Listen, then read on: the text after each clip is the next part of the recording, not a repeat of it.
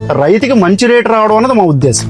ఓ నిండు భూమి నేను రెండు చేతులతో కౌగిలించమని పిలిచినదా.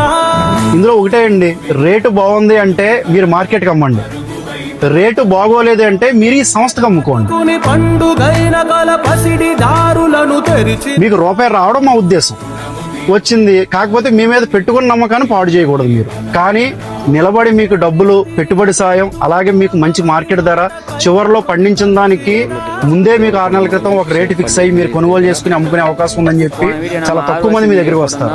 అలాంటి ఒక మంచి ఆలోచనతో, వినూత్న ఆలోచనతో మీ ముందుకు వస్తున్నాం మేము. ఆ ఒత్తిడి లేకుండా చేసి కార్యక్రమానికే రైతులకి FPOలు అనే గ్రూపులు ప్రతి గ్రామంలో కూడా పెట్టి సుమారు 500 నుంచి 1000 మంది రైతులను కలిపి ప్రతి గుంటూరు డిస్టిక్ లోని కొన్ని మండలాల్లో ఉన్న కొన్ని గ్రామాలని మమ్మల్ని తీసుకుని వాళ్ళకి ఇలాంటి సదుపాయాలు కల్పించమని పంపిస్తుంది.